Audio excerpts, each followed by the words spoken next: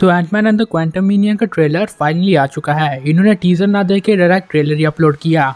इस ट्रेलर में मुझे ज़्यादा हिडन डिटेल देखने को तो नहीं मिली, लेकिन ट्रेलर बहुत ऑसम था। ब्यूटीफुल सीनरीज के साथ कुछ बहुत से अमेजिंग डिटेल्स हैं। तो बिना किसी देरी के सीधा ब्रेकडाउन पे ही आते हैं। ट्रेलर की शुरुआत में ही हमें एंटमैन दिखाया जाता है, जो बोल रहा होता है कि अब मुझे बहुत रिस्पेक्ट मिल रही है। भले ही पहले मैं चोर था, लेकिन अब वो एक अवेंजर्स का पार्ट है। इसके बाद यहाँ पे कुछ लोग तालियां बजा रहे होते हैं, तो एक फोटोग्राफर फोटो खींच रहा होता है। लेकिन यहाँ पे नोटिस करने वाली बात है कि पीछे हैप्पी बर्थडे लिखा है, जिसका मतलब साफ हुआ कि शायद यहाँ पे स्कॉट का हैप्पी बर्थडे है। एंड नेक्स्ट सीन में हम देख सकते हैं कि इस पोस्टर पे स्कॉट की फोटो बनी है एंड लिखा है एम्प्लॉय ऑफ द सेंचुरी। मतलब ना ही एम्प्लॉय ऑफ द ईयर, ना ही मंथ, सीधा सेंचुरी। और ये बात कोई छोटी मोटी बात नहीं। अवेंजर्स बनने के बाद स्कॉट को बहुत ज्यादा रिस्पेक्ट मिल रही है। नेक्स्ट सीन में ये एक बच्चे के साथ क्लैप करता है, जिस बच्चे के पास बैग होता है एंटमैन का। मतलब यार हर जगह एंटमैन का ही राज चल रहा है। एंटमैन इतना फेमस हो चुका है कि इसे रेड कार्पेट पे बुलाया जा रहा है, या फिर तो ये सीन इसीलिए है क्योंकि एंटमैन की कोई बुक पब्लिश हुई होगी। इसके बाद नेक्स्ट सीन में हम एक बुढ़ाओ को देखते हैं जो बोल रहा होता है थैंक यू स्पाइडरमैन। मतलब अभी भी बहुत से लोगों को कंफ्यूजन है एंटमैन एंड स्पाइडरमैन के बीच। एंड इसका मतलब हमारा लौंडा अभी उतना भी फेमस नहीं हुआ, या फिर ऐसा ना हो पूरे ट्रेलर में सभी से स्पाइडरमैन ही ना समझ रहे हो। नेक्स्ट सीन में ये बड़ा सा घर दिखता है और इसके अंदर कैसी होती है। कैसी यानी एंटमैन की बेटी ने कुछ आविष्कार किया था, जो बोलती है कि एक सैटेलाइट की तरह काम करता है। एक्चुअली में इसका मेन काम यही था कि ये क्वांटम रेलम्स में सिग्नल भेजता है। लेकिन जेनेट बोलती है कि क्या तुम क्वांटम रेलम में सिग्नल भेज रही हो, इसे फटाफट से बंद कर दो। लेकिन ऐसा नहीं होता है। कैसी ने ये जो भी चीज बनाई थी, ये वहां पे सबको ही टेलीपोर्ट कर देती है, या आप कहो अपने अंदर खींच लेती है, यानी क्वांटम रेलम में। अब ये बात तो पता नहीं कि ये कैंग ने खुद करवाया हो, लेकिन अगर ये कुछ सिग्नल भेज रहा है तो हो सकता है इसमें कैंग का ही हाथ हो। फिर हमें क्वांटम रेलम दिखाया जाता है। देखो पहली बार कोई भी सीन को देखेगा या बार बार भी देखेगा तो उसे सीन बहुत ब्यूटीफुल लगेगा। यहाँ पे हमें बहुत से क्रिएचर्स भी दिखाई देते हैं, बट जो कि अननेम्ड है। इसके बाद जेनेट बोलती है हमारे यूनिवर्स के अंदर छुपा एक और यूनिवर्स। अब बेसिकली एक ऐसा यूनिवर्स है जो क्वांटम रेलम में है। लेकिन इस पूरे सिनेरियो में जो एक बात नोटिस करने वाली है वो ये है कि जेनेट बहुत डरी हुई है। उसकी बेटी जब उसे ये खुद पूछती है तो वो बहुत डरी हुई होती है। इसका एक ही आंसर हो सकता है कि जेनेट ने लगभग 30 साल क्वांटम रेलम में बिताए हैं, तो उसे पता होगा कि कैंग यहाँ पे है। मतलब आप लोग इस तरह से समझो कि जेनेट जब 30 साल यहाँ पे बिताए होंगे तो वो यहाँ पे छुप छुप के रह रही होगी। मतलब किसी के नज़र में ना आके उसने कैसे भी करके 30 साल यहाँ पे निकाले होंगे। लेकिन इसी बीच उसे इस बात का अंदाजा हो गया होगा कि यहाँ पे कैंग है, और हो सकता है कि कैंग यहाँ पे पूरी रेलम को कंट्रोल कर रहा है, जिस वजह से ये इतनी डरी हुई है। इससे एक और बात क्लियर हो जाती है कि कैसी ने जब पहले यहाँ पे यानी क्वांटम रेलम में सिग्नल भेजे तो कैंग ने उन सिग्नल्स को डिटेक्ट कर लिया, और कैंग ने ही शायद इनको अपने अंदर खींच लिया। तो हो सकता है कि कैंग को इन सब की कहीं ना कहीं जरूरत पड़ रही है। नेक्स्ट सीन में फिर से दिखाया जाता है जहाँ पे जेनेट अपने हुड की टोपी पहन रही है। लेकिन यहाँ पे नोटिस करने वाली जो बात है वो है क्वांटम रेलम का ये साइड वाला क्रिएचर। अब इस क्रिएचर को देख के क्या लग रहा है, इसके बैक साइड को देख के ऐसा लग रहा है कि शायद ये मोडोक है। मोडोक मार्वल कॉमिक्स का एक ऐसा विलन है जो टेक्नोलॉजी से रिलेटेड है। एंड जब कॉमिक्स में ये कैंग से मिला था तो ये कैंग के लिए ही काम करना शुरू कर दिया था। हमें पहले से पता था कि इस मूवी में मोडोक होने वाला है, बट पता नहीं ये है या नहीं। क्योंकि देखो मोडोक का जो कैरेक्टर है वो कॉमिक्स में कार्टूनिस्ट टाइप है, तो अगर मूवीज में भी ऐसा ही कुछ दिखाते हैं तो वो बहुत फनी हो जाएगा या अजीब सा लगेगा। इसीलिए इन्हें कुछ डिफरेंट तो करना ही पड़ेगा। लेकिन मैं पर्सनली कहूँ तो अगर हमें ये दिखता है तो मैं और भी खुश होऊंगा, क्योंकि ये फुल कॉमिक एक्यूरेट है and as a comic fan मुझे ये बहुत पसंद आएगा। लेकिन एक बात बता दूं कि पूरी तरह कंफर्म नहीं है यार कि ये मोडोक ही है, क्योंकि ये तीनों अगर यहाँ पे आए तो मोडोक यहाँ पे क्या ही करने आएगा।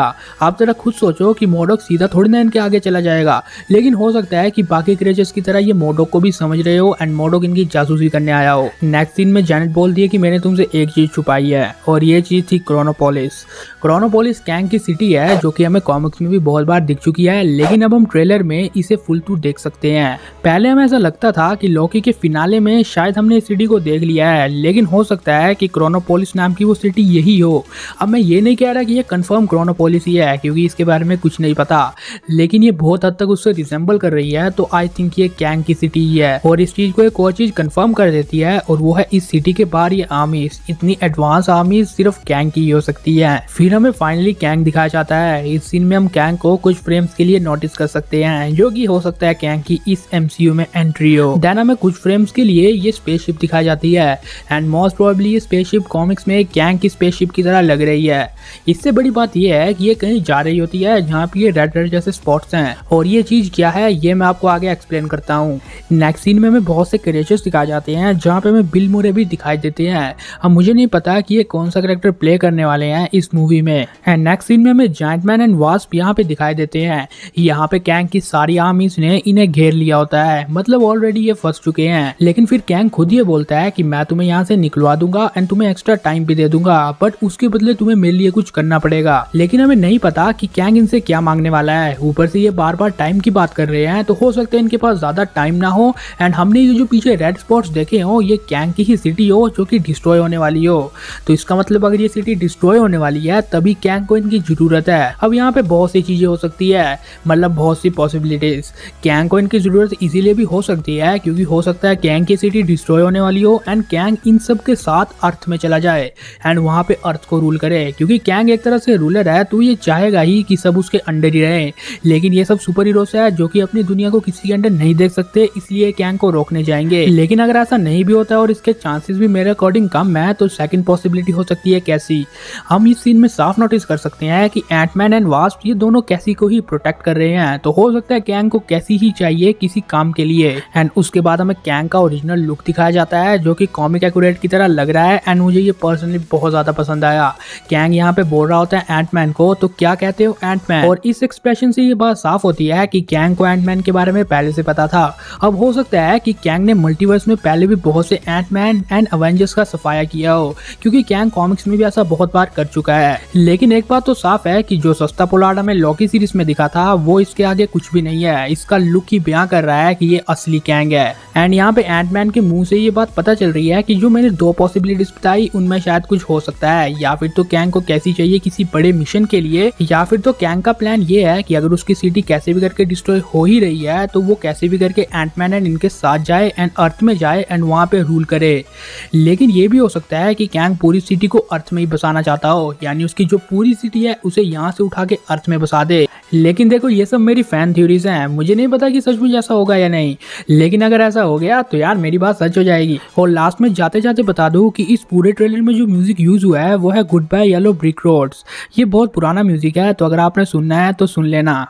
लेकिन अब आपकी बारी है नीचे कमेंट करने की और बताने की कि आपको ट्रेलर कैसा लगा है। एंड अगर आपके पास भी कुछ ऐसी पॉसिबिलिटी है जो कि मेरे से डिफरेंट है तो मुझे कमेंट में जरूर शेयर करना। ऊपर से जो अपना कैंग है वो इनको क्यों चाहता है एंड ये यहाँ से बाहर क्यों नहीं निकल पा रहे हैं, आपकी क्या राय है वो भी हमें कमेंट में जरूर शेयर करना। एंड इस मूवी की रिलीज डेट है 17 फरवरी 2023, तो थिएटर में इस मूवी को देखने जरूर जाना। और बाकी ये था कंप्लीट वीडियो जहाँ पे हमने Antman and the Wasp Quantumania trailer का ब्रेकडाउन किया। उम्मीद है आपको ब्रेकडाउन पसंद आया होगा। वीडियो पसंद आया वीडियो को लाइक और शेयर जरूर कर देना। चैनल को सब्सक्राइब करके बगल वाले बेल आइकन को जरूर ऑन कर देना। मेरे सोशल मीडिया हैंडल आपको नीचे डिस्क्रिप्शन में देखने को मिल जाएंगे। And thanks for watching.